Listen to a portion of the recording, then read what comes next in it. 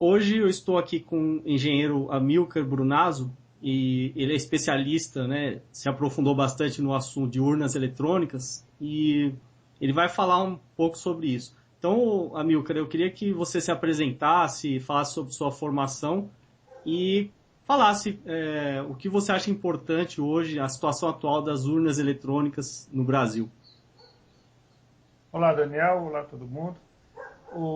Eu sou engenheiro de formação, formei na Escola Politécnica de São Paulo e depois de fui trabalhar com informática e segurança de dados, até que em 1996, quando teve a primeira eleição com voto eletrônico, eu me interessei em entender como se dava a segurança, a confiabilidade do voto eletrônico no Brasil, da urna eletrônica que foi lançada naquele ano. E aí passei a estudar o assunto, em seguida comecei a escrever sobre o assunto, participar de congressos de informática, no ITA principalmente, sobre segurança de dados. E aí fui enfronhando. Hoje eu sou um grande especialista em urnas eletrônicas, não conheço não só o sistema brasileiro, como de fora do Brasil também, tenho vários artigos escritos sobre isso. Tenho trabalhado para muitos partidos políticos como assessor, como fiscal, dou aula de fiscalização do voto eletrônico. E, então, foi assim que eu me capacitei. Participei de várias perícias sobre urnas eletrônicas também. E o meu interesse disso tudo atual é divulgar para o brasileiro como ele tem sido maltratado, quer dizer, tratado como um eleitor de segunda categoria, quando a gente compara os brasileiros com os eleitores do resto do mundo, onde também há voto eletrônico.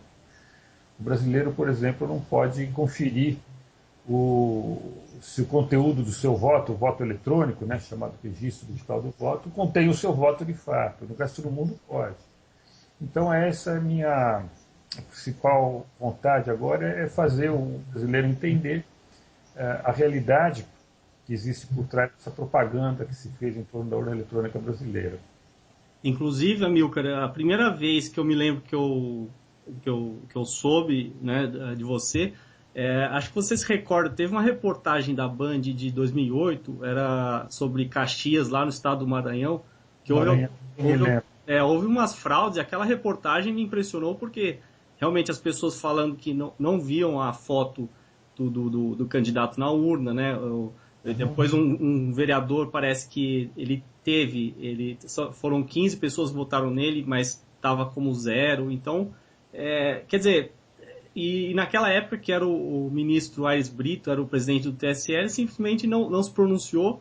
E eu lembro que ele chegou, enquanto ele era presidente, né, hoje não é mais, ele chegou a falar um absurdo que a urna eletrônica era inviolável, né? E a gente sabe que não é bem assim, né? Esse mito é o mito principal que a Justiça Eleitoral vende aqui no Brasil sobre a viabilidade do sistema que ela mesma produz, né? Existe todo um conceito que eu gostaria de explorar aqui nessa entrevista, explicar por que chegou a essa situação. Esse caso do Maranhão, houve realmente denúncias de mau funcionamento, que não estava correto. A gente não sabe se houve fraude mesmo ou não, porque não pôde ser feita a prova, né? Não há como se fazer prova de fraude ou não. Esse é um dos problemas do sistema brasileiro. E como os outros também, em Alagoas, em 2006, houve um caso muito grave, que foi constatado o mau funcionamento das urnas e o TSE não permitiu que fosse feita a auditoria.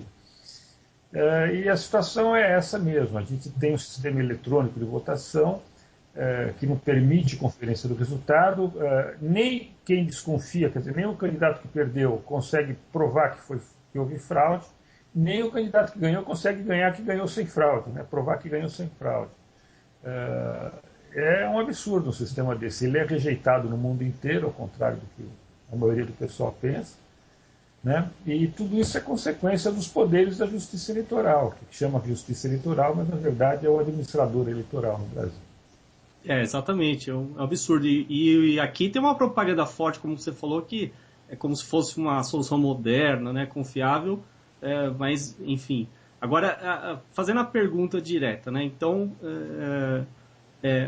quais seriam as principais críticas que você tem a fazer em relação ao sistema eleitoral, à urna eletrônica, né, o que precisaria ser mudado, né, se puder comentar sobre isso. Assim, pode até falar tecnicamente o que que você percebe de problema. Tá, esse aí é um assunto que eu gostaria de tratar assim bem em tópicos, né? Certo, Qual é o problema do processo eleitoral brasileiro? O primeiro problema é jurídico, não é técnico, não tem a ver com a urna eletrônica especificamente. É o problema do acúmulo de poderes da autoridade eleitoral brasileira.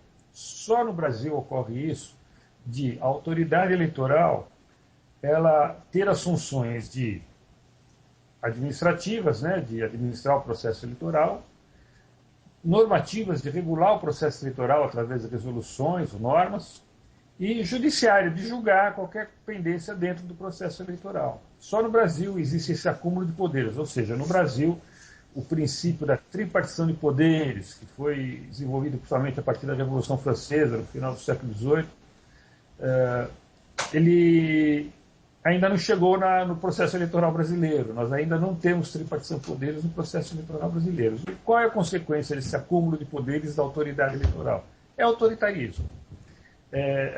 Onde há acúmulo de poderes, há abuso de poder, há autoritarismo, há falta de transparência. Então, essas três características, autoritarismo, falta de transparência e abuso de poder, é o que marca o processo eleitoral, inclusive o processo eleitoral eletrônico no Brasil. Aí depois a gente pode agora falar do problema técnico, né? Por que a urna eletrônica tem problemas? Ela tem problemas por causa desse autoritarismo que vem lá da Justiça Eleitoral, que impõe o modelo e não aceita debate, não aceita que o sistema, ele não aceita abrir o sistema para auditoria, né? Ou fazer um sistema que seja auditável, vamos dizer assim. E ela impõe isso porque ela tem poderes para isso. Por exemplo, esse problema ainda, vou falando ainda do acúmulo de poderes. Quando há algum problema técnico na urna eletrônica, por exemplo, como houve lá em Maranhão, que você citou, como houve em Alagoas, como eu citei em 2006, foi constatado um problema técnico, havia mau funcionamento do equipamento. Quem era o administrador, o responsável por fazer esse negócio funcionar e deu problema? Era a autoridade eleitoral, a Justiça Eleitoral. E o candidato ficou insatisfeito com o resultado, o que ele fez? Ele entrou com recurso. Contra quem? Contra a Justiça Eleitoral, porque ela era administradora. E quem julgou esse recurso? A Justiça Eleitoral, porque ela era juíza. Então, ela, como juiz, ela estava julgando o processo em que ela era ré.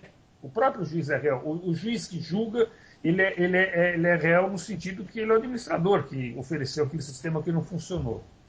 A consequência disso, quando se quebra aquela chamada relação triangular do direito, ou seja, que existe uma parte ativa, uma parte passiva e o terceiro polo é o juiz julgando, não existe no processo eleitoral brasileiro quando se trata de julgar problemas técnicos nas urnas eletrônicas, porque o juiz vai ser sempre o administrador responsável pelo processo, e ele nunca é culpado, obviamente ele nunca se julga culpado, e ele abusa do poder, e foi o que aconteceu, por exemplo, nesses casos que não foi permitida a auditoria, né, uma auditoria livre, aberta. No caso de Alagoas, por exemplo, para mim é o caso mais emblemático, foi cobrado 2 milhões do candidato que descobriu que houve mau funcionamento, analisou os arquivos que são fornecidos, os arquivos de log, os arquivos de boletins de urnas, analisou tudo e mostrou que aqueles arquivos estavam incoerentes, havia incoerências entre as informações dentro desses arquivos, ofereceu essa informação para a Justiça Eleitoral e pediu para que fosse feita uma auditoria para saber o que ocorreu. Ela cobrou 2 milhões do candidato para fazer a auditoria. O candidato não tinha 2 milhões, não quis pagar 2 milhões, enfim, não é qualquer candidato que tem 2 milhões de dinheiro para pagar depois da eleição, né? Então ele foi condenado por litigância de má-fé, porque denunciou e não pagou para fazer a auditoria. E a auditoria não foi feita, né? Então, você vê qual é o mal desse problema, desse acúmulo de poderes. E desse acúmulo de poderes, quer dizer, que resulta em falta de transparência do processo, foi nesse ambiente que nasceu a urna eletrônica, o modelo brasileiro da urna eletrônica. E toda a propaganda que vem junto com ela, que nos faz pensar, que fez o brasileiro pensar que o modelo é modelo para o mundo inteiro, que todo mundo tem inveja do nosso sistema, que a gente é pioneiro, que a gente é líder, e todo mundo quer copiar nosso sistema. Tudo isso são informações falsas. Acho muito importante essa oportunidade que você está me dando, Daniel, porque se todo o pessoal que trabalhasse com comunicação na internet, jornalistas,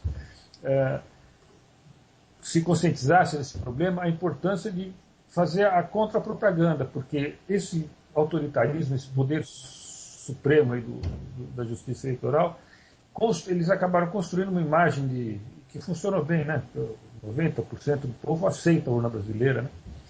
A urna eletrônica brasileira, apesar dela não ter transparência nenhuma.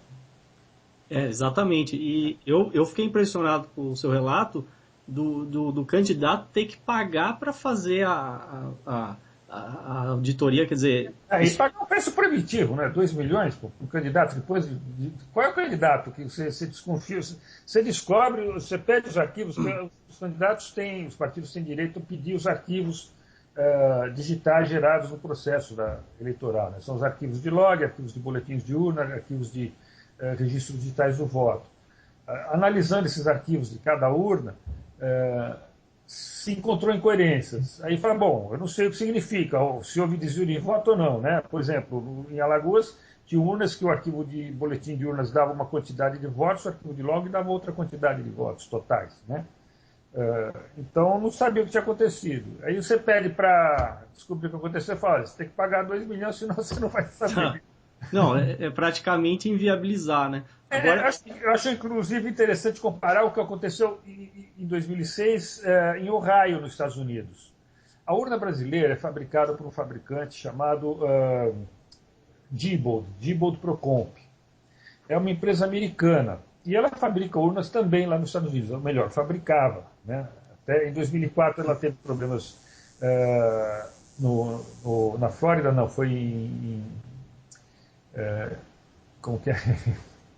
Na Califórnia. Em 2006 teve problema em Ohio, as urnas eletrônicas da Diebold, lá nos Estados Unidos. Uhum. Ohio, quando deu problema lá, foi no mesmo momento que deu problema nas urnas aqui em Alagoas. Constatou-se que os arquivos da auditoria indicavam um mau funcionamento. Agora, isso aí foi o começo do processo nos 2 lugares, Ohio e Alagoas. Se encontrou arquivos que indicavam mau funcionamento do sistema das urnas eletrônicas fabricadas pelo mesmo fabricante.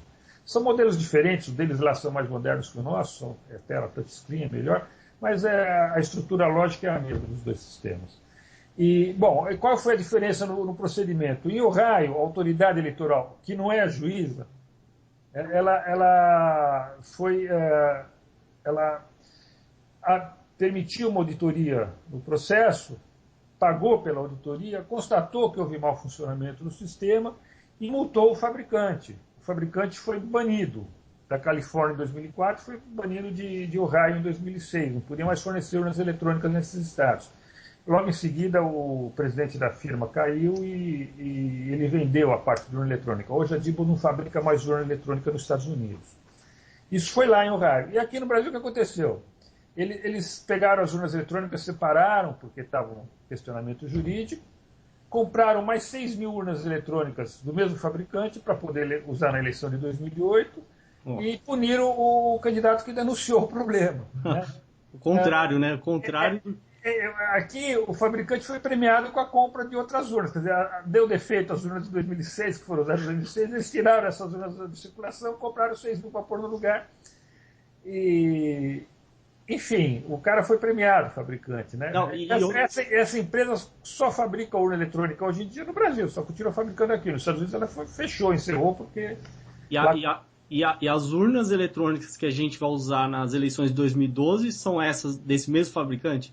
Do mesmo fabricante. Ele forneceu praticamente... O parque todo que vai ser usado agora em 2012 é tudo fornecido por esse fabricante. O projeto da urna é feito pelo TSE, mas a fabricação é por esse fabricante. Isso... As especificações que o TSE dá, né? Não, é absurdo, né? No caso, assim, você tem conhecimento se o Ministério Público tomou alguma atitude para ir contra isso? Olha, o Ministério Público está ciente disso tudo, nós já levamos denúncias, já levamos manifestações, mas eu acho uma coisa muito estranha o que acontece com o Ministério Público no processo eleitoral. Em geral, o Ministério Público é um poder independente, né, que está acompanhando, vigiando os outros poderes, para vendo o que está acontecendo, né, para fazer as suas denúncias. Mas no processo eleitoral a coisa, por algum motivo que eu não sei explicar qualquer, Daniel, não funciona corretamente. Tá? O Ministério Público ele tem, como os partidos políticos, direito a fiscalizar a carga dos programas, o desenvolvimento dos programas lá no TSE, dos programas das urnas eletrônicas. E ele não faz isso. Ele simplesmente não comparece para analisar o código do software e só aparece no dia final para fazer a assinatura do software, colocar assinatura digital no software. Então ele assina o que não leu, entendeu? Uhum. E com isso sai no dia seguinte na página do TSE, o Ministério Público veio aqui, assinou, disse está tudo bem. Só que eles assinaram sem olhar, sem ler. E eu acho estranho esse comportamento do Ministério Público eleitoral no Brasil. Eu não sei explicar por que isso ocorre, porque a Justiça Eleitoral eu sei que ela é monolítica e ela se autodefende, ela é autoritária mesmo. O Ministério Público é independente e eu esperava dele um comportamento mais independente. Um outro exemplo péssimo que o Ministério Público deu agora foi numa ADIM, uma ação de inconstitucionalidade contra a lei do voto impresso, em que o Ministério Público recebeu um pedido da Justiça Eleitoral para entrar com um pedido de inconstitucionalidade e entrou com o pedido de inconstitucionalidade baseado em argumentos que recebeu da Justiça Eleitoral. Só que quem lhe deu, né, a Justiça Eleitoral que lhe deu esses argumentos, ela apresentou para ser julgada no STF. No STF, os juízes são juízes da Justiça Eleitoral. Uhum. Então, as mesmas pessoas que deram o pedido para entrar com a ação julgaram o pedido que o Ministério Público serviu apenas de veículo. Então, Né? o próprio ministro do STF, Lewandowski, é o presidente do TSE. Né? Isso. E quem foi o relator era a vice-presidente do TSE, que era Carmen Lúcia? Não. A Carmen Lúcia. Então, eles apresentaram a denúncia para o Ministério Público formalizou ela oficialmente, aí eles julgaram dizendo como se fosse uma ação do Ministério Público, e não era. E os argumentos muito pobres, né? Porque diziam que o voto impresso ia permitir repetição da votação, ia permitir identificação do eleitor, tudo um argumento absolutamente errado. E o Ministério Público não consultou as outras alternativas, quer dizer, a pessoa que disse que não é assim, né? Ou provas, por exemplo, existem provas com urnas com voto impresso fora do Brasil, que o voto não é identificado, que o eleitor não vota 2, 3 vezes seguidas por causa do voto impresso, entendeu? Existem provas materiais de que o negócio, que a denúncia é falsa. Só que o Ministério Público ignorou tudo isso e fez exatamente o que a Justiça Eleitoral pediu. Eu não sei por que isso ocorre. Infelizmente, o Ministério Público Eleitoral está deixando muito a desejar. Não estão assumindo a responsabilidade que eles deveriam ser um poder independente para avaliar o processo eleitoral. Isso deles terem 6 meses para avaliar o software e não ir lá, não analisar absolutamente nada, e no final comparece para fazer assinatura digital, ou seja, estão assinando o que não leram, né, baseado na confiança do desenvolvedor. Não é para isso que eles têm o direito de estar presente no desenvolvimento do software, é para analisar e ver se foi bem desenvolvido. Não, isso é gravíssimo, isso aí é uma informação que eu não sabia, né? Agora, em relação ao argumento, né, que eles deram em relação ao voto secreto, identificar o voto, mas a gente tem que pensar também que a partir do momento que o eleitor pegar o comprovante em papel, ele guarda e ele é dele, ele não está obrigado a mostrar para ninguém, né?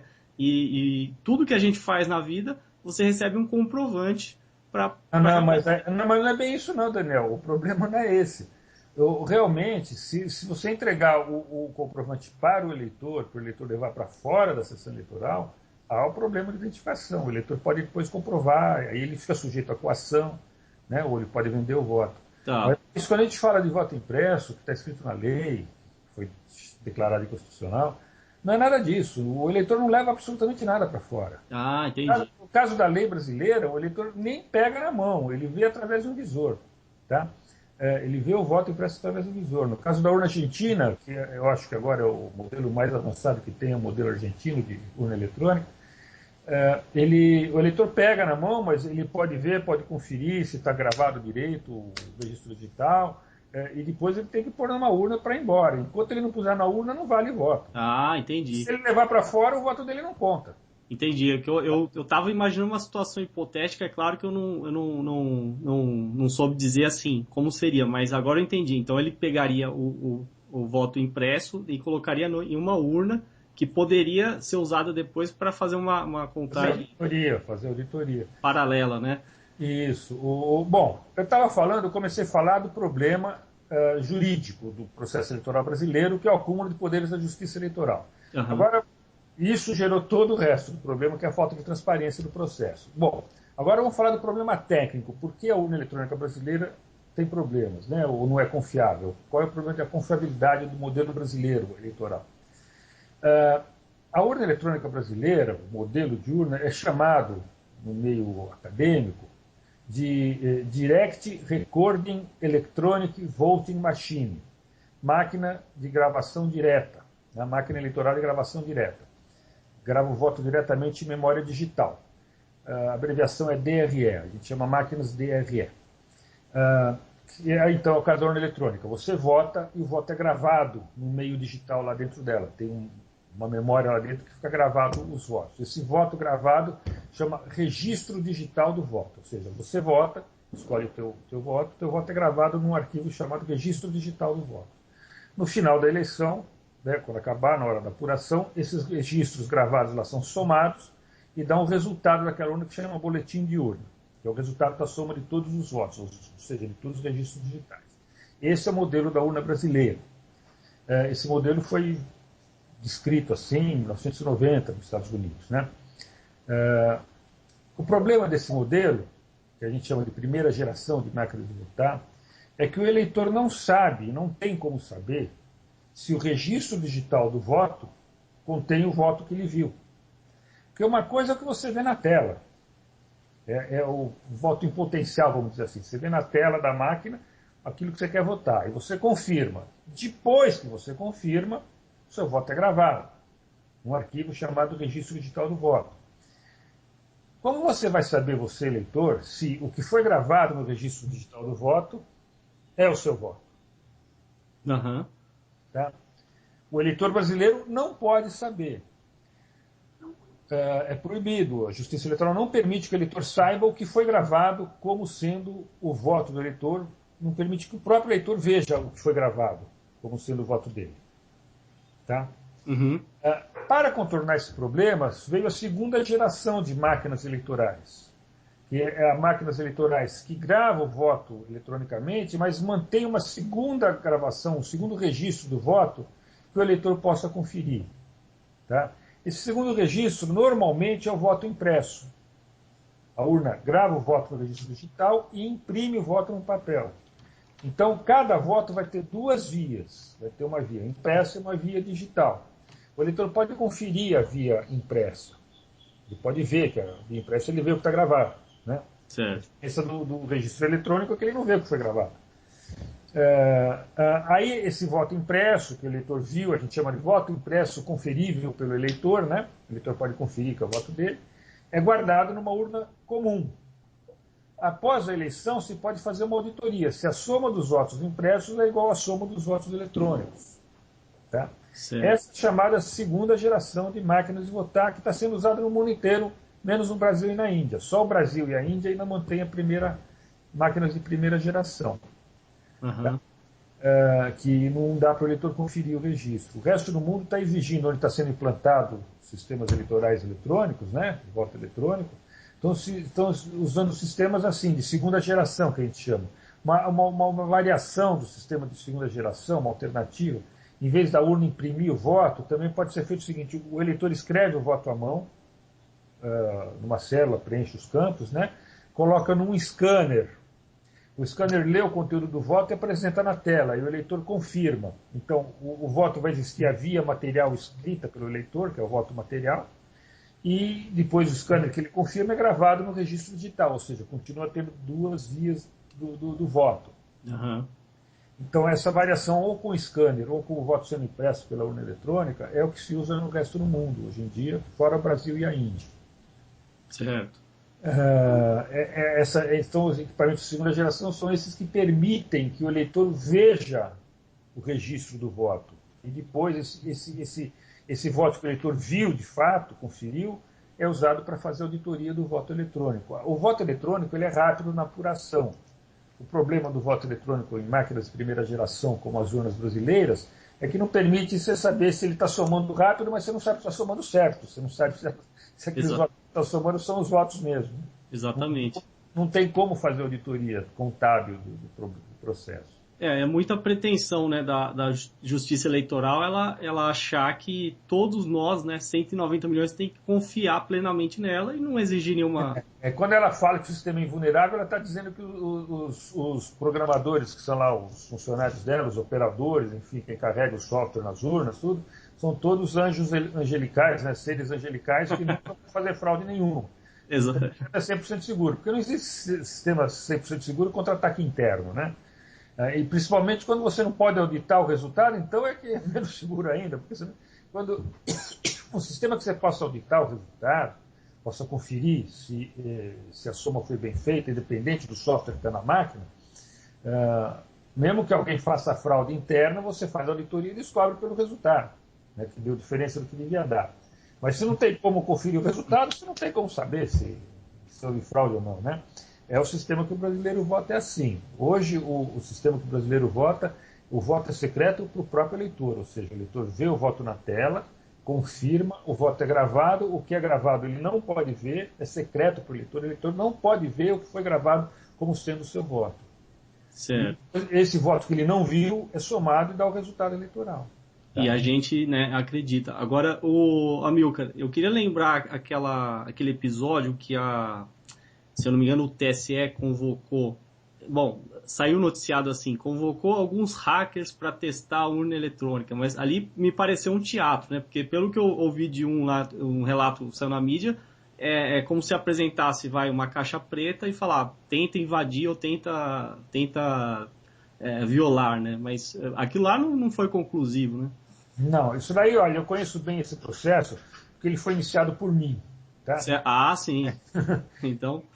Quem solicitou ao TSE que fosse feito, se chama testes de penetração, né? O nome, o pessoal brinca um pouco com o nome, mas é o nome técnico, chama teste de penetração. Você pega o equipamento, você quer saber se ele resiste aos ataques externos e dá para alguém para ver se ele consegue violar o sistema, né?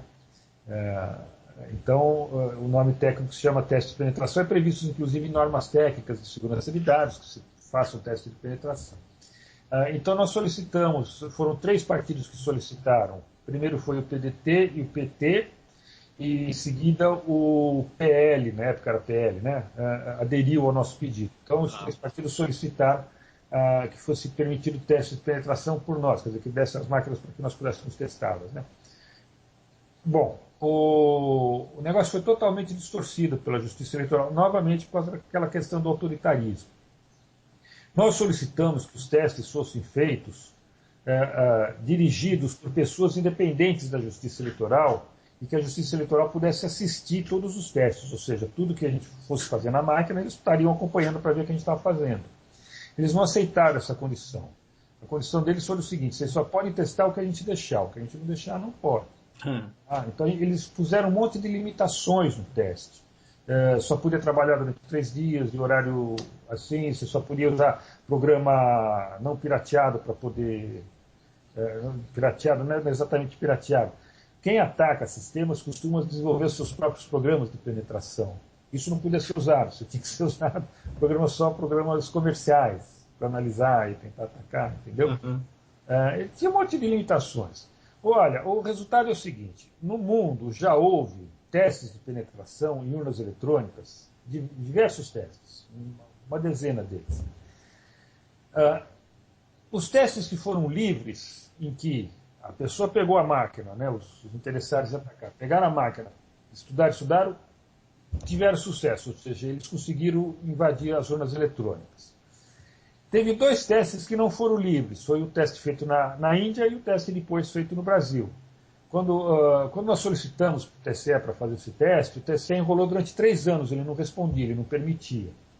Até que a Índia teve ideia de fazer um teste controlado, ou seja, ele criou essa ideia, né? Vem cá, eu deixo vocês olharem, mas com limitações, com regras, pode mexer aqui, não pode mexer lá, não sei o quê. Aí o TSE gostou dessa ideia e repetiu o teste da Índia aqui, ou seja, testes são limitados, controlados. Esses 2 testes, o da Índia e a cópia que foi feita no Brasil, a imitação que foi feita no Brasil, não deram resultado, ou seja, quem tentou não conseguiu invadir. Nós não participamos desse teste, nós solicitamos para fazer, eles impuseram condições que não eram aceitáveis, a gente falou, então não, isso a gente está fora, a gente não participa.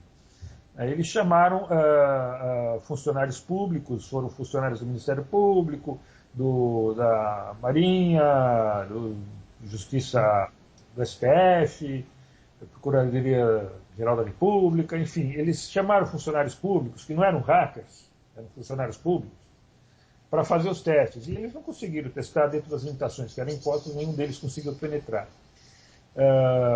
Aí eles falaram que o teste foi um sucesso. Não foi. O que prova, que a gente vê, todos os testes que foram feitos é que, quando o teste foi livre, como ocorreu com as urnas americanas, 3 modelos de urnas americanas, como ocorreu com as urnas holandesas, e depois, mais adiante, ocorreu também com as urnas indianas, o teste teve sucesso. Quem tentou penetrar conseguiu mudar o software e fazer com que ele desviasse votos, ou seja, somasse voto errado. Entendeu? Uhum. Já na urna brasileira, no teste brasileiro e no teste indiano, que não foram permitidos, não deu sucesso, o cara não conseguiu sucesso. Então, o errado no Brasil foi o teste. Não foi demonstrada a segurança do sistema. Tá? Foi um teste fajuto que fizeram aqui só para fazer a tal da propaganda. A prova evidente disso é que na Índia, onde, depois que eles fizeram esse teste controlado e que não deu sucesso, isso era propaganda, a mesma propaganda que fizeram no Brasil,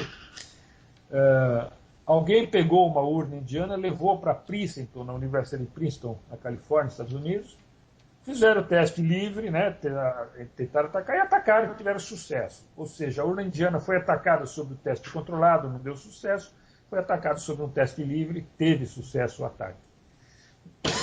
A urna brasileira ainda não foi testada no teste livre porque é crime. Se você pegar uma urna e fizer isso, você pode ser preso. Né? Eu não fiz o teste, eu já vi testes sobre a urna brasileira, eu sei que dá para modificar o software dela, mas não pode ser publicado isso, se publicar é crime. Certo. Inclusive, isso me fez lembrar o seguinte, que você pode até me corrigir. Salvo engano, no começo, parece que eles usavam o Windows como sistema operacional, depois mudaram para o Linux, né? E, ao mesmo tempo, quer dizer, o Linux a gente sabe que está sob uma licença considerado software livre, né? Você tem que ter acesso ao código, mas o código em si, o código-fonte do programa ali que está rodando em cima do Linux já não é, obviamente não é software livre, senão a gente teria acesso, né? Não, é aberto, sim. Viu? É aberto?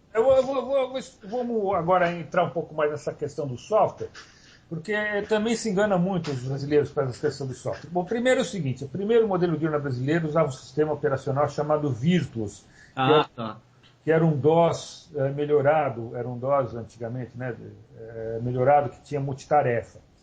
Depois, em 2000, passou para o Windows. Em 2000 e 2004 teve modelos com Windows. Em 2006 passou para o Linux.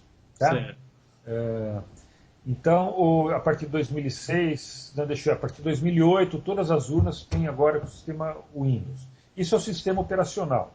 Agora, depois do sistema operacional, tem os aplicativos, os programas que são feitos, né, de votação, de apuração, que são feitos para rodar dentro do sistema operacional.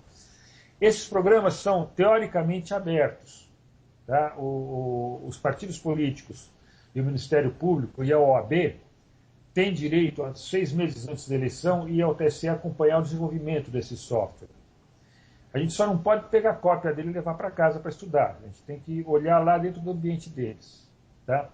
De todo o software, tanto do sistema operacional agora, que é Linux, quanto dos aplicativos.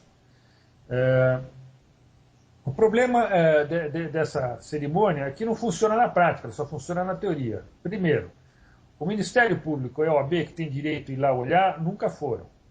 Tá? Desde 96 eles têm direito de ir lá olhar, nunca foram. Tá? Nunca examinaram código nenhum.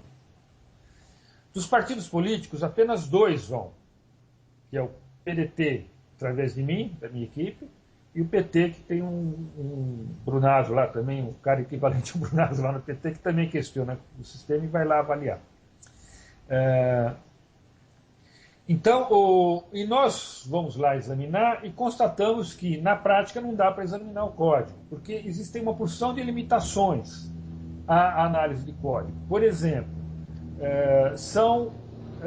ao todo, o conjunto, o sistema operacional e mais aplicativos, dá mais ou menos uns 17 milhões de linhas de código, são 40 mil arquivos.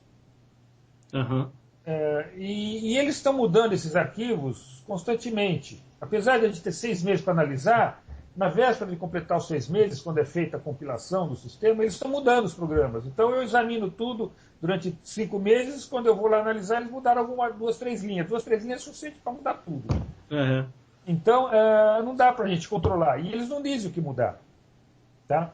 Eu fiz uma solicitação específica, que eles fizeram uma opção de correções em 2008, falando, olha, eu quero saber que modificações foram feitas em função do relatório que vocês receberam do Ministério da Ciência e Tecnologia, que tinha dado lá umas sugestões para eles modificarem os sistemas. Eles se recusaram a nos informar o que eles tinham modificado. Eles falaram, olha, está aí o programa, você procura e acha que foi modificado. Tá? Então, na prática, não funciona. O PT, por exemplo, teve um problema gravíssimo agora em 2010. O TSE permitiu que o PT trouxesse um programa de prateleira, programa pronto, né? não desenvolvido por eles, programa de análise de código. Então, o PT pôde instalar o programa de análise de código e deram o software lá. Tudo isso no computador do TSE, não no computador do PT. Tá? Você não pode tirar cópia de nada. Aí analisava o código, o programa produzia relatórios, né, de correlação de função, de existência, não sei o quê. Os relatórios não puderam ser copiados. O PT não podia ler o relatório do programa de análise de código. Ele podia ler na tela, não podia imprimir, não podia fazer relatório do que analisou. A empresa que o PT contratou para fazer análise de código não pôde fazer um relatório para o PT porque não lidera os dados. Você pode olhar só na tela. Isso não é auditoria de software. Ninguém pode garantir que com isso o software está correto. E isso é só uma parte do problema. Quando pega o software, você tem que compilar ele, para saber se foi compilado o software que você viu, também não é. Em 2008, eu constatei que eles mostraram um código para a gente até a véspera do dia da eleição, e no dia da eleição, no dia da compilação, eles estavam compilando outro código, com modificações. Por quê? Porque eu achei um erro no programa, a minha equipe, né, não fui eu, a minha equipe achou um erro no programa que tinha mostrado para a gente, estava lá na máquina de consulta, né? A gente percebeu que tinha um negócio lá que era incoerente, chamamos eles para falar, olha, isso aqui não vai funcionar, dá problema, não sei o que. Aí eles ficaram de responder, viu o que era, no dia seguinte falaram, olha, está aqui, o código que está sendo compilado não tem esse erro não está lá. Ou seja, eu percebi que eles mostram um código para a gente analisar e compila o outro. Tá? Outra coisa, não adianta eu saber que o software é honesto, o código-fonte é honesto, que ele foi compilado honestamente, se eu não posso conferir se o que está carregado na urna é aquele software que eu vi. Então, o processo de validação do software, eu preciso analisar o código, preciso acompanhar a compilação e depois eu preciso verificar se o que está carregado na urna é o que eu vi lá. Essa terceira etapa chama certificação do software, certificar que o que está na máquina é o que eu validei como sendo software bom. Também não é permitido. O TSE diz que pode fazer assinatura digital, fazer verificação da assinatura digital, não pode, tudo falsa informação. O sistema faz a verificação, o programa da urna eletrônica faz a verificação da sua assinatura digital, mas eles não permitem que eu, fiscal, verifique se o programa que está lá tem a assinatura digital correta.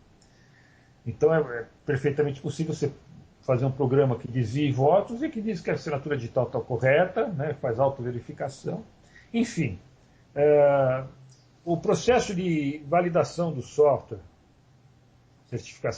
validação e certificação do software é muito complexo, é muito caro. Quem tentou fazer, que é o PT e o PDT, não conseguem, denunciam, escrevem o relatório dizendo a gente não consegue fazer, não funciona. O Ministério Público que devia fazer não faz, a OAB não tem culpa, ela não tem verba para fazer isso. Dizem que a OAB pode ir lá fazer a verificação, mas a OAB não tem verba para fazer essa verificação, que custa muito caro. Né? Também não faz. Enfim, o software que está na urna eletrônica brasileira nunca foi conferido por ninguém. Os únicos que controlam é a autoridade eleitoral. Tá? E por mais que eles falam que pode verificar, que está à disposição, que está lá, pode ir lá ver o código, eles impõem um monte de condições, um monte de regras que na prática não permite que você verifique coisa nenhuma.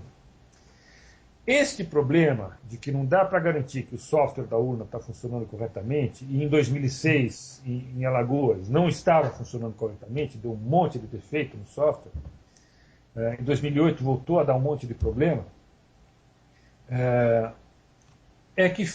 que gerou o que eu chamei de segunda geração de máquinas de votar. Essas máquinas de votar que eu falei que registra o voto, né, o registro digital do voto, mas tem que ter um segundo registro do voto, que é o registro material do voto, vamos dizer assim, ou impresso, ou escrito à mão, alguma coisa. Foi criado esse conceito de dois registros de votos, do mesmo voto, para atender um princípio que recebe o seguinte nome, que aí fica tudo claro, é o princípio da independência do software em sistemas eleitorais. O princípio da independência do software em sistemas eleitorais, que gerou essas máquinas de segunda geração que está sendo usada no resto do mundo, quer dizer o seguinte, eu tenho que ter um jeito de auditar o resultado da urna, o bom funcionamento dela, sem depender e confiar no software. Porque para eu garantir que 400 mil urnas eletrônicas estão todas no Brasil inteiro com o software correto, é complicadíssimo, é caríssimo, ninguém tem estrutura para isso. O Ministério Público, por exemplo, que tem o programa de assinatura digital, não faz a verificação da assinatura digital porque é complicadíssimo de fazer. Tá? Uhum. É caro de fazer. Não, realmente. Fazer de maneira segura. Né? Então, foi assim que se criou essas máquinas de segunda geração, ou seja, para criar um jeito de auditar o resultado da eleição que não dependa de eu confiar no software. E quando uma máquina atende o princípio da independência do software, ou seja, eu posso auditar o resultado sem precisar conferir o software, se o software está funcionando direto, eu vou conferir só a soma mesmo dos votos, não importa que software esteja lá. Eu não preciso conferir o software se eu consigo auditar o input e o output e verificar que estão corretos. Quer dizer, eu pego os votos e pego a soma dos votos, vejo que bate, não importa se o software está lá, está somando certo ou errado. Eu sei qual é o resultado e tem que dar aquele resultado. Esse é o conceito de a segunda geração de máquinas de votar que não existe ainda no Brasil. Né? Inclusive, Amilcar, a sua explanação ficou tão clara que qualquer um que ouça o que você falou fica abismado porque ainda a gente não adotou a segunda geração, né?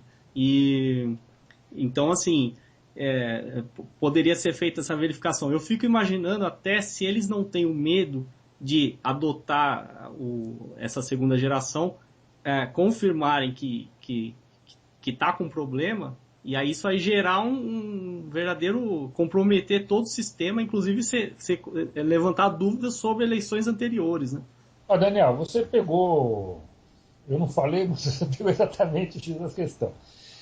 Às vezes, quando eu começo a falar isso, algumas pessoas me perguntam, não, mas então você acha que eles estão fazendo fraude? Ou a Dilma foi eleita, não devia, ou o Lula foi, não foi? Olha, eu não sei se eles estão fazendo fraude, eu não tenho provas que eles estejam fazendo fraude, não acho que eles estejam fazendo fraude de fato, quer dizer, fazendo software que fraude eleição. Eles podem fazer se quiserem, tá? Porque a sociedade civil brasileira não tem como controlar. E por que eles resistem tanto? Por que a justiça eleitoral, o administrador eleitoral brasileiro, resiste tanto a implantar um sistema que possa ser auditado? Exatamente o que você falou, Daniel. Se a gente implantar um sistema que possa fazer uma auditoria que seja por amostragem e verificar que o sistema somou errado, como somou errado em Alagoas, a gente tinha provas que tinha somado errado, a gente não sabia para que lado, se tinha desvio de voto ou não, mas o total não batia. O total de votos, segundo os arquivos, eram conflitantes. Não tinha votos por candidato, tinha um total de votos só, a gente achou inconsistência. Se a gente descobre e prova, demonstra que a urna somou voto errado, vai provocar um descrédito tão grande no processo e sobre tudo que ocorreu até agora. Por isso eles resistem. Por dois motivos. Por isso eles resistem e porque eles têm poderes para resistir. Desculpa. No resto do mundo, onde não há esse acúmulo de poderes, a justiça eleitoral não consegue impor a vontade dela e impedir que a segunda geração. A segunda geração é imposta pelo administrador eleitoral, como ocorreu agora na Argentina, como ocorreu no Paraguai. A urna brasileira foi proibida no Paraguai. Ela foi cedida, foram dadas 20 mil urnas brasileiras para os paraguaios usarem em 2006, eles usaram, foi usada em eleição oficial, 20 mil urnas brasileiras doadas pelo TSE de lá. E em 2008 foi proibido, porque em 2006, 3 meses depois da eleição, apareceu um vídeo lá na televisão, lá, que é a TV Globo lá do Paraguai, Canal 4, de Assunção, foi publicado um vídeo mostrando a urna desviando o voto. Agora, aqui no Brasil, a gente não consegue isso. Você está me dando essa oportunidade de falar aqui, mas Não é todo jornalista que consegue fazer isso. Eu, por exemplo, fui entrevistado pelo Carlos Azenha, Luiz Carlos Azenha, da Globo, em 2002, quando ele era vice-âncora do Jornal Nacional, para falar sobre os problemas de uns flashcards que apareceram lá voando em Petrópolis. A matéria foi censurada. Ele fez a matéria e não conseguiu publicar, porque o TSE soube que a matéria ia para o ar e interferiu. Ele chegou na direção da Globo, deu uma ordem da Globo para os caras não publicar a matéria no Jornal Nacional. No Paraguai, o TSE não conseguiu fazer isso. A matéria saiu lá com as urnas sendo violadas. Né? Na Argentina, as urnas brasileiras foram usadas na Argentina. Em 2006 foram usadas as urnas brasileiras em sessões para eleitores estrangeiros.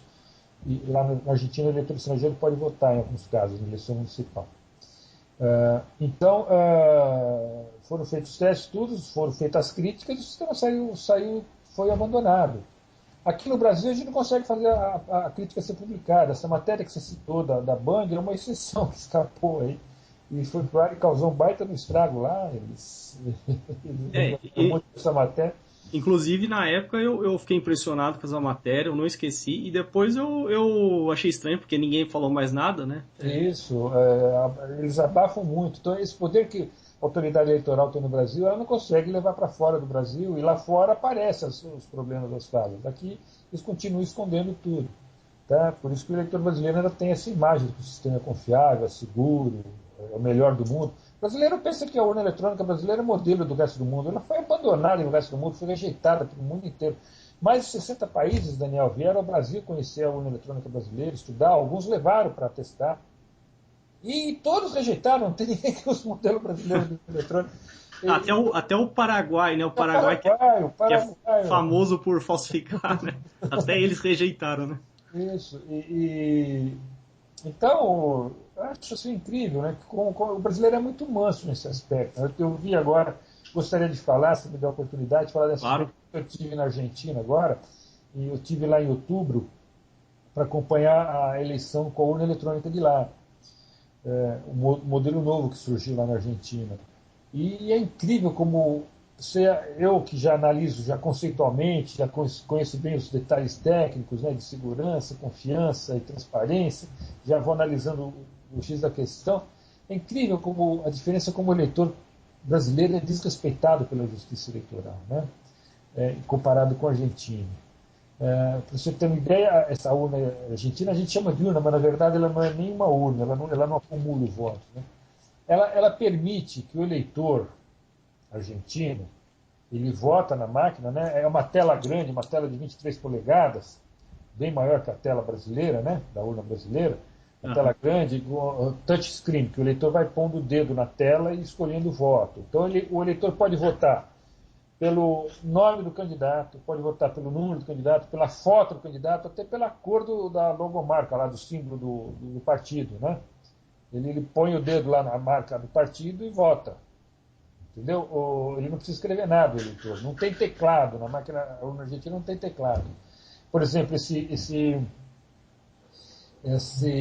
referendo não, o plebiscito que teve no Pará agora, em novembro, para decidir se é dividir ou não o Pará, o brasileiro tinha que digitar 5 para dizer não e 7 para dizer sim, ou vice-versa. Porque não tem tecla sim e não na urna brasileira.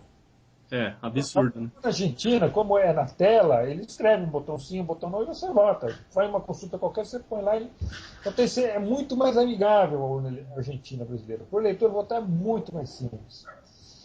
Aí o eleitor monta o voto na tela, né? Ele está montando. Aí ele votou lá para deputado estadual, escolheu o deputado estadual, escolheu o candidato. Ele escolheu o senador.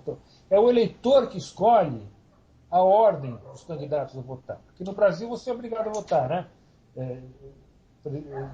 Uma ordem fixa, né? Estadual, federal, senador, governador, presidente, né?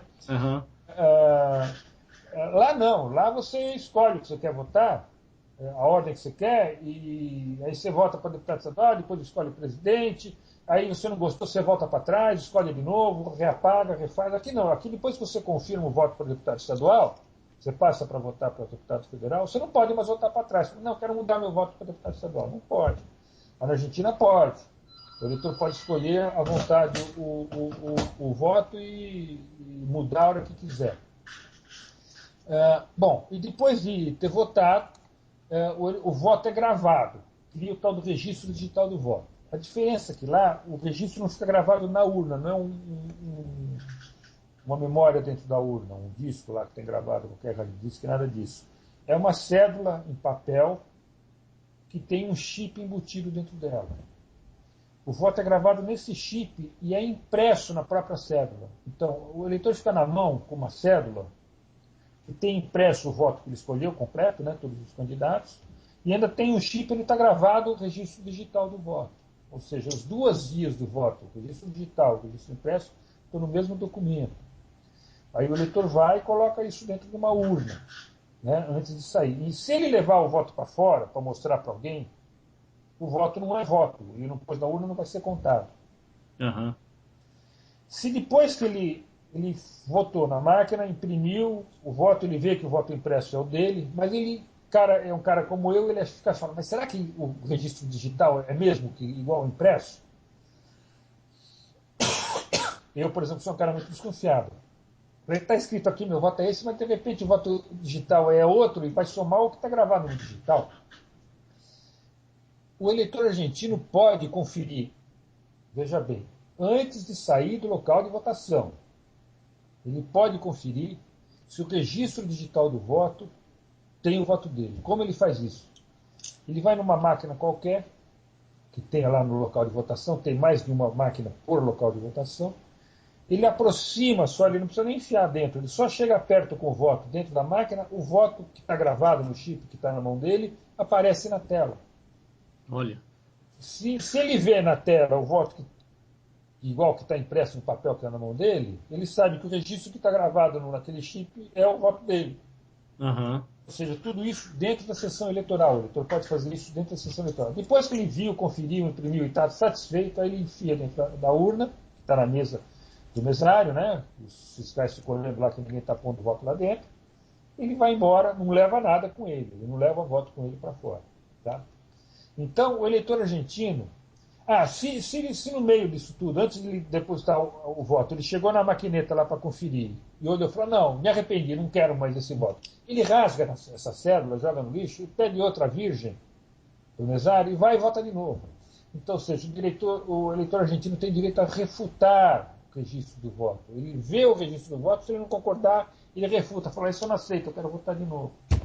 O brasileiro não pode. Imagina você falar, olha, confirmei, não, quero mudar meu voto, não estou satisfeito. Primeiro que a gente não pode conferir se ele gravou certo, né? E não pode refutar também o que foi gravado. Então, o eleitor argentino é tratado com muito mais respeito pela justiça eleitoral ou pela autoridade eleitoral lá na Argentina. Ele pode refutar o voto, ele pode escolher a ordem do voto, ele é muito mais amigável, ele pode votar no nome, no número, ele escolher a forma de votar. E, principalmente, ele pode conferir se o registro digital do voto tem o voto dele. Quer dizer, para o eleitor argentino, o voto não é secreto. O eleitor brasileiro não pode refutar, não pode conferir se o registro digital tem o próprio voto. Ou seja, para o eleitor brasileiro, o voto é secreto para o eleitor. O eleitor não pode ver se o voto que vai ser somado, que vai passar pelo processo de apuração eletrônica, tem o voto dele.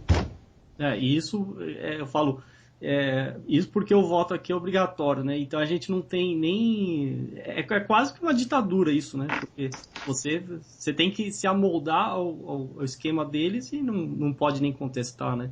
E outra coisa... A gente está no sistema desse, sim. Na Argentina o voto é obrigatório também, mas pelo menos o eleitor pode conferir que o voto dele é o dele. Né? Exatamente. Agora, em relação a... Você citou a Argentina, né?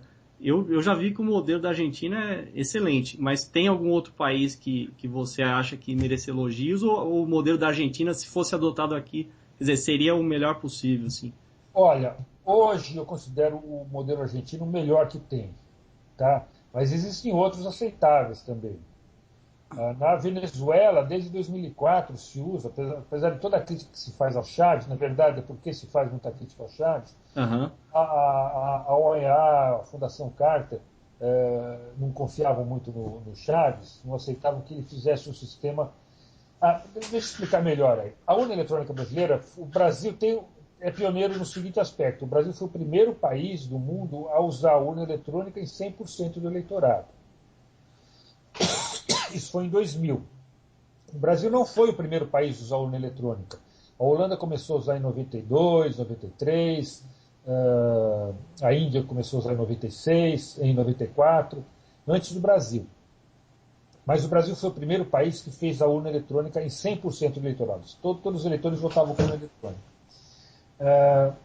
Aí o TSE foi na OEA, a Organização dos Estados Americanos, e ofereceu o sistema brasileiro para que a OEA divulgasse para os outros estados americanos. E foi assim que a urna brasileira foi parar no Paraguai, na Argentina, no México, no Equador, foram feitos testes com as urnas lá. Era a OEA que levava a urna brasileira para esses estados para testarem. Todos eles rejeitaram a urna brasileira, mas a OEA levava para dizer. Na Venezuela, a OEA não levou o modelo brasileiro, porque a OEA, os Estados Unidos têm poder forte dentro dela, eles não aceitavam que o Chávez tivesse uma máquina de votar em que ele pudesse manipular o resultado e ninguém pudesse conferir o resultado. Entendeu? Então, na Venezuela foi imposto que o sistema eleitoral eletrônico que eles queriam usar lá já fosse de segunda geração. Foi o primeiro país, em 2004, a ter um sistema eleitoral de segunda geração. É uma urna eletrônica que imprime o voto, o eleitor pega o voto, coloca numa urna comum e no final da eleição 2,5%, 3% das urnas são auditadas para verificar se o software bateu, né? Se o voto eletrônico bateu com o voto impresso, a soma dos votos. É feita uma auditoria por amostragem. Na primeira eleição eles não ficaram contentes com a amostragem pequena, foram estendendo, chegaram a quase 50% das urnas foram feitas auditorias. Depois eles estão fazendo com menos quantidades. Mas, enfim, a urna eletrônica usada na Venezuela, por causa dessa desconfiança que os Estados Unidos têm sobre o Chaves, é mais moderna que a brasileira. Já, desde 2004 já é de segunda geração.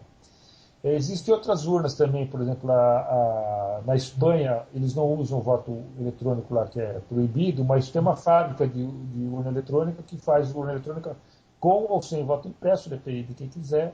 Então é um modelo que dá para ser auditado também. Então existem outros modelos de urna. Nos Estados Unidos também existem máquinas, já existem agora, né? Antes não existia, agora já existe. Que nos Estados Unidos, em 2007, saiu uma norma técnica não obrigatória, uma norma técnica recomendando urnas de segunda geração. Em 2009, essa norma técnica foi refeita, foi atualizada e continua recomendando o uso de urnas eletrônicas de segunda geração. Então, de 2007 para cá, a maioria dos estados americanos estão passando para urnas de segunda geração. Já tem 39 dos 50 estados americanos já usam urnas de segunda geração. O negócio lá cada estado tem o seu sistema, cada município tem o seu sistema, então o negócio não é geral, não é todo mundo de uma vez, né? Vai aos poucos lá. Enfim, existem várias máquinas já de segunda geração. Nos Estados Unidos, o que está crescendo mais nos Estados Unidos são urnas aquele tipo que eu falei com scanner. O eleitor vota na cédula, coloca no scanner rápido, aparece na tela, ele confirma e aí o voto escaneado fica guardado para auditoria. É o que está mais sendo difundido atualmente nos Estados Unidos, né? São máquinas de segunda geração também. Enfim, é isso. Só a Índia e o Brasil, que foram exatamente os países que fizeram aquele teste de penetração fajuto, que continuam resistindo, quer dizer, fizeram o teste de penetração fajuto justamente para poder fazer publicidade, que o sistema era seguro, 100% confiável, como dizem os ministros do TSE, né? Que o sistema é absolutamente 100% confiável, não dá para fraudar, então por que quer mudar? Esse é o argumento deles, né? Não, é absurdo, né? Inclusive, eu fico impressionado o seguinte, eu também li notícia, é claro que você já está a par que algumas regiões estão colocando aquelas urnas com leitor biométrico, né, da digital, não é? Isso é uma inovação, né? Eles investindo nisso, mas assim, esquecendo do principal, né? Porque não, veja bem, a ideia da biometria no sistema eleitoral é para evitar um tipo de fraude, que é a fraude de alguém votar em lugar de outra pessoa, né? A ideia é essa, a biometria serve para isso. A biometria não resolve, nem tem como resolver, o problema do software desonesto que desvia voto. O eleitor pode ser o eleitor correto, com a biometria correta, se ele votou correto, mas se somar o software que estiver lá, somar o voto errado, não adianta. Então, a biometria não resolve o problema do software, ela é feita para resolver outros problemas. Tá? É o problema do eleitor que vota no lugar, de alguém que vota no lugar do eleitor verdadeiro. O eleitor falta, alguém vota no lugar dele. Por exemplo, uma fraude muito comum, que é fácil de fazer na urna eletrônica brasileira, é a fraude do mesário, que a gente chama. Chega às 4h30 da tarde, no final do processo eleitoral, já a sessão eleitoral está vazia, os fiscais já se cansaram, já foram embora, está só os mesários lá dentro da sessão, fica meia hora lá não tendo o que fazer, eles fazem um acordo entre eles, um libera a urna, pega o código do eleitor que não veio ainda, não apareceu até aquela hora, e o outro mesário vai lá e vota. Ou seja, os mesários engravidam a urna. Isso é perfeitamente possível com a urna brasileira. Tá? Então, a ideia da urna biométrica seria acabar com essas fraudes. Tá? Mas é uma enganação, Daniel. Infelizmente, ela não acaba com essas fraudes. Mesmo com a urna biométrica, é possível mesário por votos na urna. Então, está sendo gastado muito dinheiro com essas urnas biométricas. Só para você ter uma ideia, o pessoal não sabe, né? Quando eu falo da urna argentina, que é o modelo moderno, que estão usando agora, eles falam, bom, mas a Argentina fez agora, a urna brasileira é velha, por isso que não tem a tela grande. Não é bem isso, não. A urna argentina que eu fui assistir é de 2010, foi fabricada em 2010. Eu fiz uma eleição em 2011 agora, mas a fabricação foi em 2010. As urnas argentinas, as urnas brasileiras que vão ser usadas, inclusive as urnas biométricas que vão ser usadas em 2012 aqui no Brasil, foram fabricadas em 2010.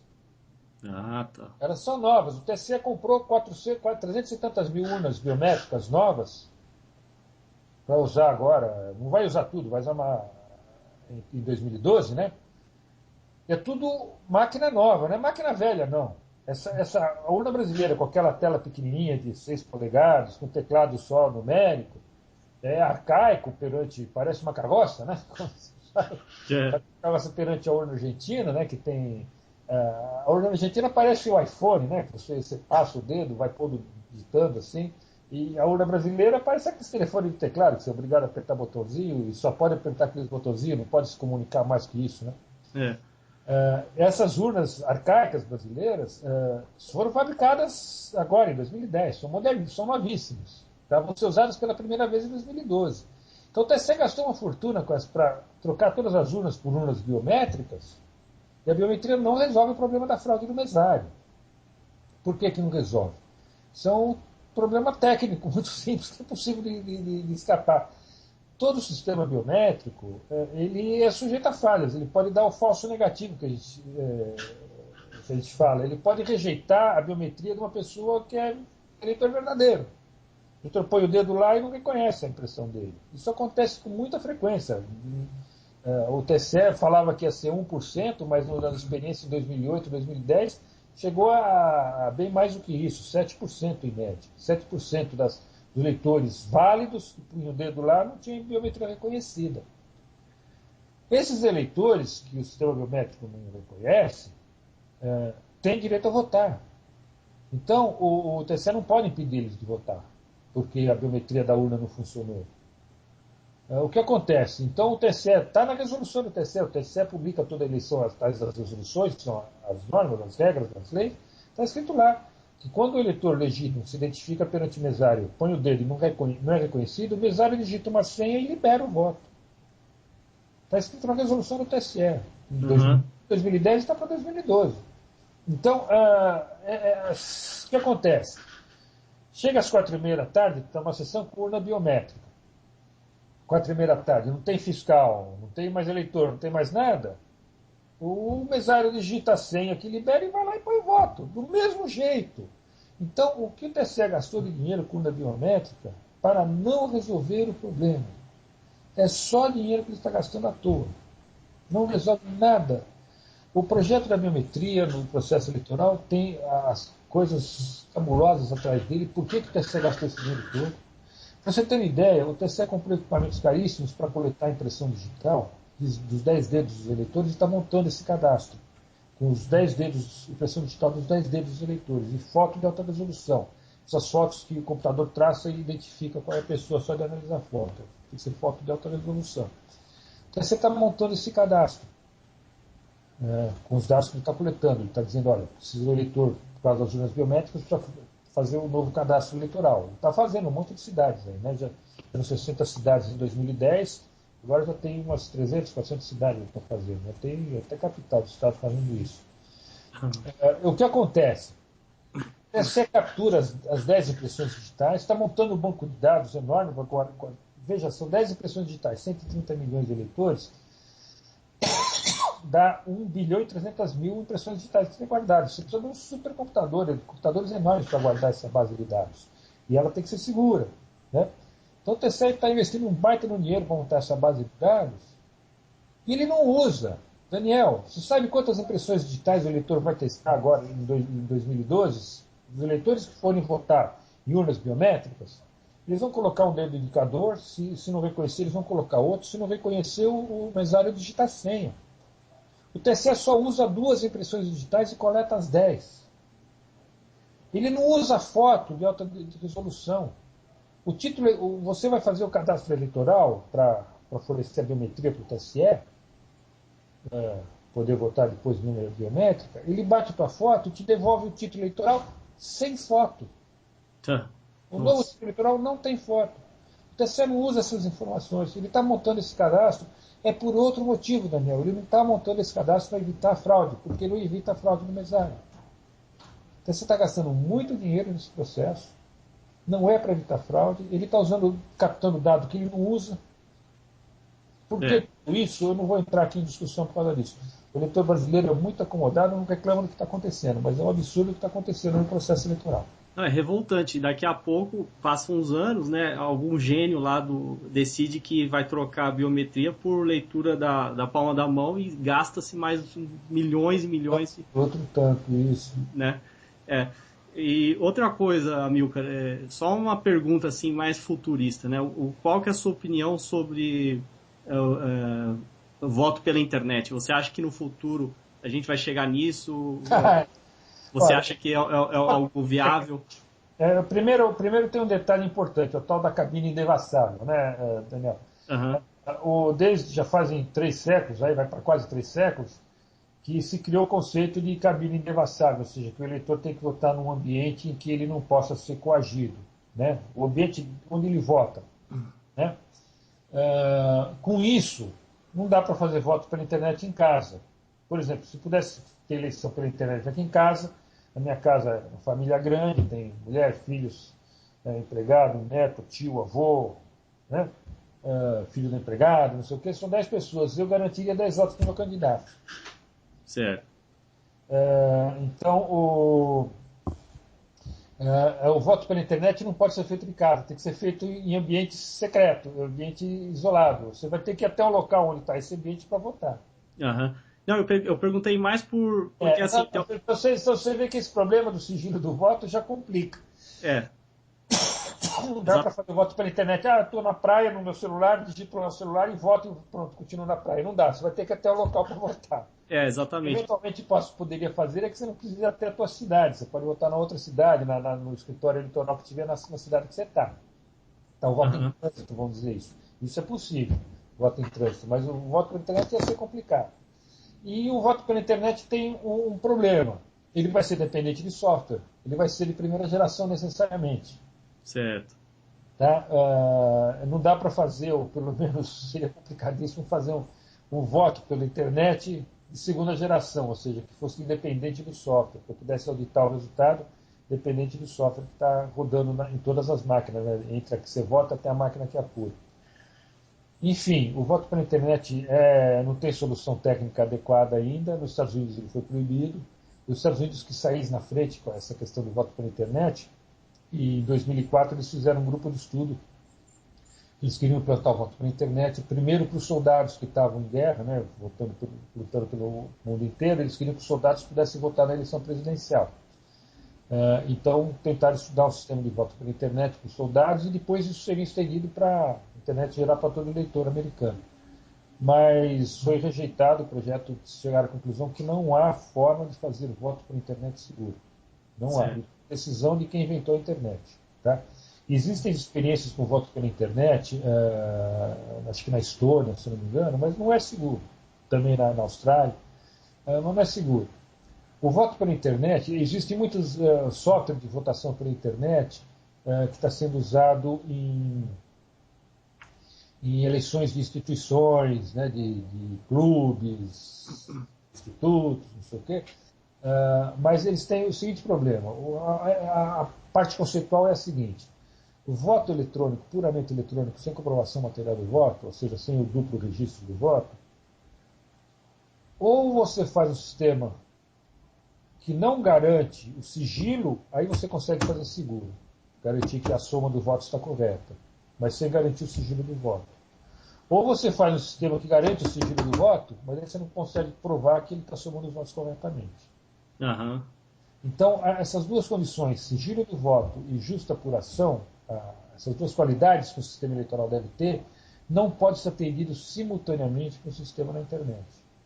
Certo. Então, tudo que está tendo de voto pela internet aí são sistemas que não garantem o sigilo do voto. E onde você não garante o sigilo do voto, existe o problema da coação. Tá? Uma fraude eleitoral, que é a coação de eleitores, se o eleitor puder demonstrar em quem votou, tiver como se quebrar o sigilo do voto, o eleitor passa a ser sujeito à coação. Então, em sistemas eleitorais em que se quer sigilo do voto, tem que ser sistema de segunda geração. Aham. E na internet não dá para fazer sistema de segunda geração que garante o sigilo do voto. Dá para fazer um sistema seguro, que soma correto, mas sem garantir o sigilo do voto. Tem um sistema aí chamado Helios, muito citado como referência de sistema de votação pela internet, mas os autores são honestos. Eles escrevem na primeira página: não garantimos o sigilo do voto. Tá? Certo. Tem dificuldades, quer dizer, não é que você chega lá, clica e abre o voto do cara, não é assim, tem dificuldades, mas não é garantido, pode ser aberto para quem souber penetrar no sistema. Certo. E outra pergunta, né? Até a gente já está passando de 1 hora, mas vamos em frente. Em relação assim, legislação, o que tem hoje assim? Tem projeto de lei para implantar, para mudar a situação atual? O que? Olha, existe uma lei no Brasil que previa a migração para a urna eletrônica de segunda geração a partir de 2014.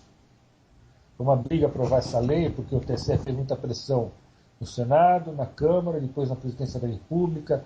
O ministro, né, o Jobim, que era ex-presidente do TSE, era ministro do Lula, pediu para o Lula vetar a lei, mas graças a Deus a gente conseguiu aprovar a lei e a lei estava valendo. Para 2014 seria implantado o urna de segunda geração no Brasil. Aí veio aquele caso que eu já citei aqui, a Justiça Eleitoral, os juízes eleitorais, o Colégio de Presidentes de Tribunais Eleitorais, pediram para o Ministério Público entrar com uma denúncia de inconstitucionalidade dessa lei. Tá. Né? A denúncia é absolutamente errada, equivocada. Diz que o voto impresso, ou seja, o segundo registro do voto, vai permitir violação do voto, é mentira, está errado, o conceito está completamente errado. E diz que o eleitor poderia votar mais de uma vez por causa disso, também está errado. Mas o Ministério Público entrou com isso, aí atendendo o pedido do Colégio de Presidentes de Tribunais Eleitorais. Aí foi para ser julgado no Supremo por quem? Pelos juízes que são juízes da Justiça Eleitoral. Uhum. Ou seja, eles fizeram o pedido e eles eram juízes da ação que eles eram autores, basicamente é isso. Né? E eles suspenderam a lei. Olha. Eles não tiveram coragem de declarar inconstitucionalidade, porque não é. Eles suspenderam a lei em caráter cautelar e vão julgar, sabe-se lá quando, se a lei é constitucional ou não. Então a lei não está mais valendo no Brasil. O que aconteceu? Como essa denúncia de inconstitucionalidade não tem pé nem cabeça, existe já um julgado, isso já existe jurisprudência na Alemanha, de que a urna eletrônica sem voto impresso é inconstitucional, e o TSE, o STF brasileiro quer julgar o contrário, quer dizer que o voto impresso é inconstitucional, ia dar choque de jurisprudência. Os juízes brasileiros iam ter que explicar para os alemães, né, eles explicar por que eles estão jogando ao contrário deles lá. Então, o que aconteceu? O TSE pegou um deputado e um senador, depois que ele suspendeu a lei, ele pegou um deputado e um senador e deu um projeto para cada um, idêntico, para eles revogando a lei. Essa lei que o STF já suspendeu, um senador e um deputado federal entraram com o projeto de lei revogando a lei do voto impresso. Tá? Tirar do STF a obrigação de declarar ela inconstitucional, porque ela não é inconstitucional. Esse projeto de lei, derrubando a lei do voto impresso, que é de 2014, está caminhando na Câmara, já foi aprovado no Senado, está na Câmara agora. A gente vai ver se a gente consegue segurar isso na Câmara para não ser aprovado. Mas o gozado é que 2 projetos de lei entrou um na Câmara e um no Senado, de autores diferentes, mas o texto é igualzinho, ou seja, a mesma origem, vieram da Justiça Eleitoral, que não tem coragem de se apresentar como autora, ela esconde, né? Tem problema do autoritarismo, tudo, né? Ela não pode dizer como autora, já que ela tem interesse na coisa. Esse caso do Ministério Público ter servido de fantoche aí de laranja, né? O Colégio Eleitoral de Presidentes, do TSE, da Justiça Eleitoral, eles pediram para o Ministério Público entrar com o processo, porque se eles entrassem, fica na cara que eles são autores e juízes do mesmo processo. Né? Então eles pediram para o Ministério Público entrar de laranja, o Ministério Público aceitou e participou dessa farsa. Então é isso, a questão do projeto de lei, existe esse projeto de lei que está na Câmara agora, querendo acabar com a lei do voto de segunda geração, de máquina de segunda geração para o Brasil. Vamos ver se a gente consegue fazer, se consegue segurar isso lá. Tem mais. Agora, é muito difícil enfrentar esse poder da justiça eleitoral, desse autoritarismo dela, porque muitos políticos têm medo dela, né? Por exemplo, esse deputado e esse senador que apresentaram o projeto de lei que receberam da justiça eleitoral, né? Os dois apresentaram 2 textos idênticos, na mesma data. Imagina você candidato, né? Todo político é candidato, recebendo do juiz eleitoral um pedido. Olha, faz um favor, apresenta esse projeto de lei lá para tirar essa lei que está incomodando a gente não gosta aqui. Qual é o candidato que vai ter coragem de negar isso, né? Bom, alguns têm, a maioria aceita a pressão do juiz, né? Então é fogo. Esse problema do acúmulo de poderes da justiça eleitoral do Brasil está causando um mal muito grande para o nosso processo eleitoral. Total falta de transparência, total falta de respeito para o eleitor. O eleitor não pode. O voto é um absurdo. O voto ser secreto para o próprio eleitor. Né? No Brasil. Como é que você vai exercer a sua cidadania, né? Isso, imaginar uma democracia onde você não tem certeza em quem você votou, né? Uma coisa que a gente notou nessa eleição da Argentina é isso. Os juízes lá, os eleitorais, eles respeitam muito mais os fiscais dos partidos, certo? Eles estão preocupados em mostrar a transparência do processo. Eles perguntam para o fiscal o que você quer que a gente faça, aí o fiscal diz e eles tentam fazer o que dá. Né? Aqui no Brasil não, é tudo imposto, é tudo mandado. Você pede um negócio, eles negam com argumentos absurdos, né? Eu, por exemplo, essa tela grande, eu entrei com um pedido no TSE, em nome do partido, do PDT, para que a tela da urna eletrônica fosse ampliada, já que eu vi que eles iam fazer essas urnas biométricas, né, iam comprar 300 mil urnas novas. Então, antes da compra, a gente entrou com um pedido para que nas novas urnas viesse com tela grande, sem teclado, para facilitar, para poder votar no nome do candidato, né, para poder votar na foto do candidato. Então, eles rejeitaram assim, não deram nem satisfação. Para que eles vão mudar o projeto deles?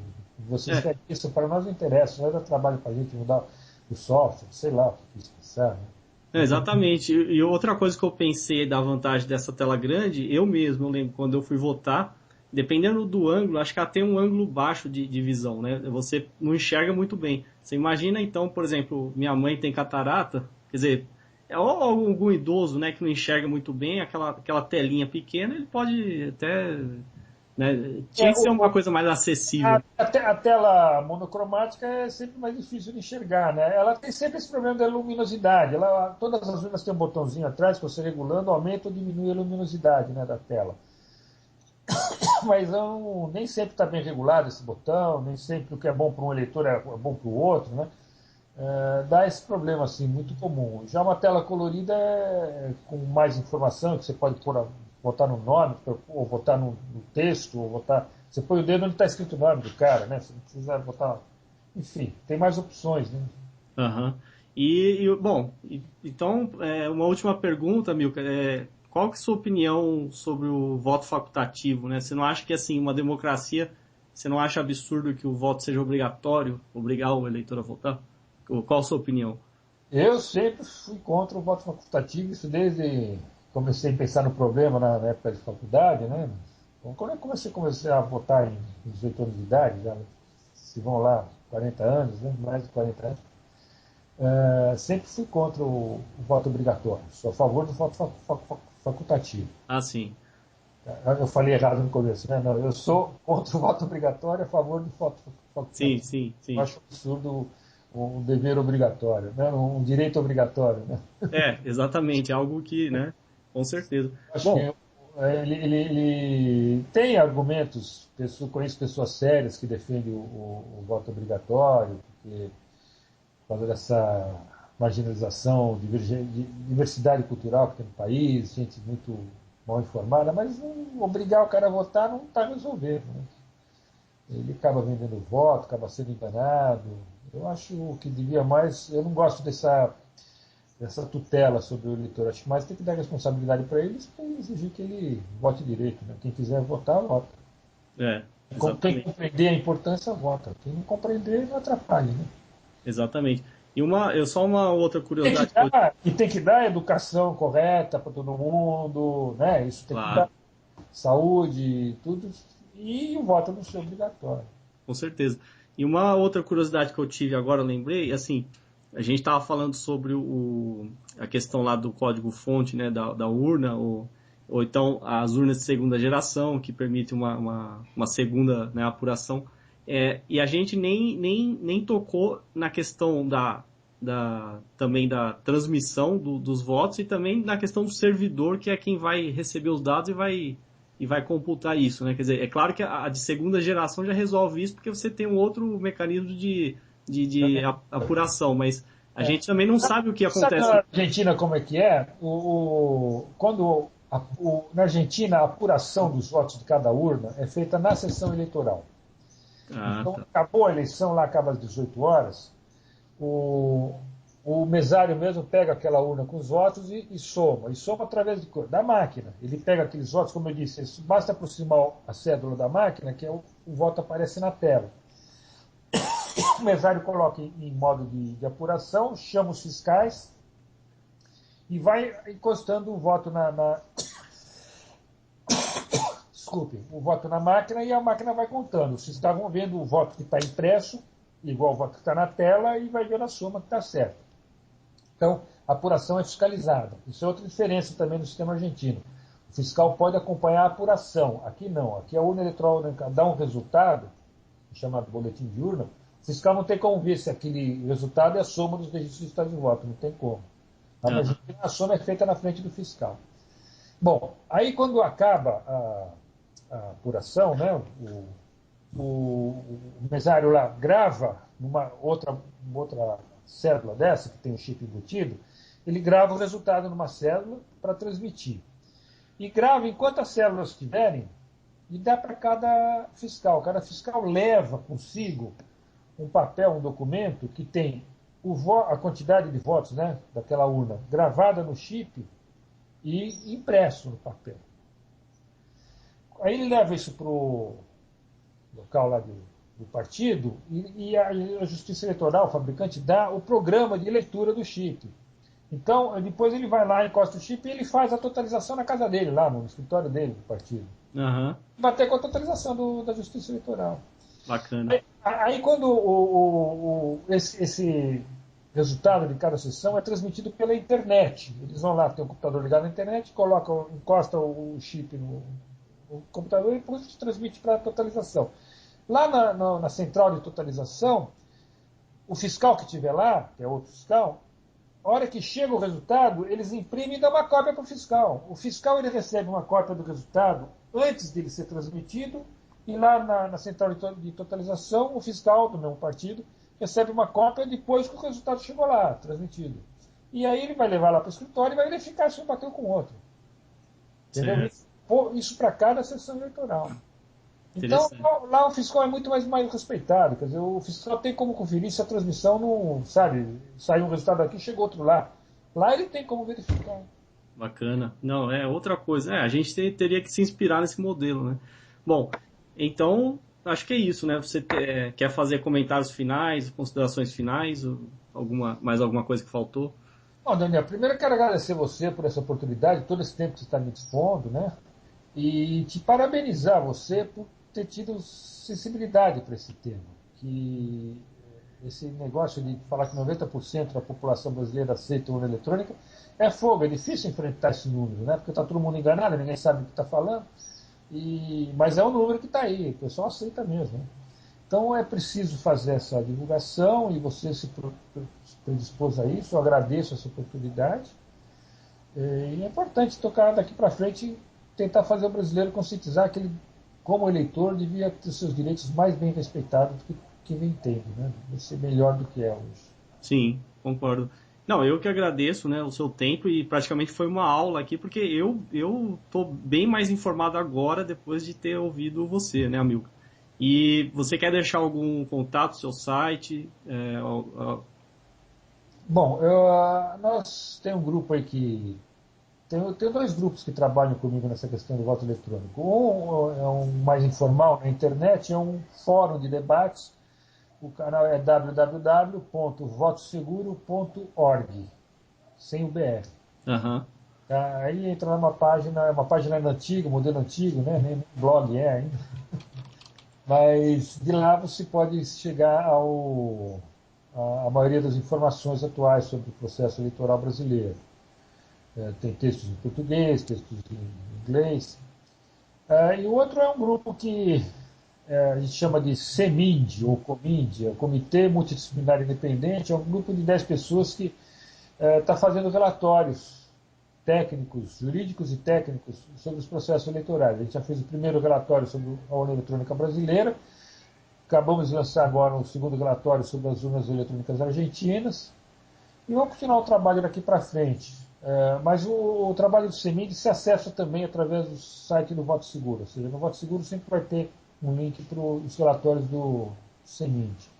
Certo. Esse relatório da União Argentina nós já fomos procurados para ser traduzido para o espanhol e tem gente querendo lá na Argentina levar esse relatório para a OEA, né, a Organização dos Estados Americanos, para aquele UNASUR, aquele parlamento americano, né, para mostrar como o sistema argentino está bem adiantado. Né. Enfim, e isso aí são os que a gente oferece para quem quiser conhecer mais sobre o assunto. Procurar Certo. o seguro.org e de lá tem link para um monte de informação. Bacana. Então, mais uma vez, obrigado, Mica. E vou fazer o possível para esse vídeo ser divulgado, espalhado. Vou pedir para quem assiste clicar em gostei, né? E clicar em adicionar os favoritos. E quem sabe, né? Quem sabe, ainda que seja improvável, mas espero até que, sei lá, a mídia comece a dar atenção sobre isso. Quem sabe a TV chame você para focar nisso, né? Porque não se fala, né? No Brasil não se fala nisso, né? Ninguém fala nada. Vamos ver. Vencer a barreira do poder eleitoral, da autoridade eleitoral, é difícil na grande mídia, mas a internet tem mais condições de vencer essa barreira. Né? Aham. Você, com o trabalho de formiguinhas aí, a gente vai conseguindo furar e fazer a informação chegar. Fazendo chegar essa informação que o eleitor brasileiro tem sido muito maltratado pela autoridade eleitoral brasileira. Tá? Assim que tiver no ar essa entrevista, eu mesmo vou cuidar de divulgá-la através Ah, sim, do nosso fórum de debates. com certeza. Então, joia. Então, mais uma vez, obrigado, Amilcar, pelo tempo e vamos em frente, né? Muito obrigado, Daniel. Obrigado. Obrigado.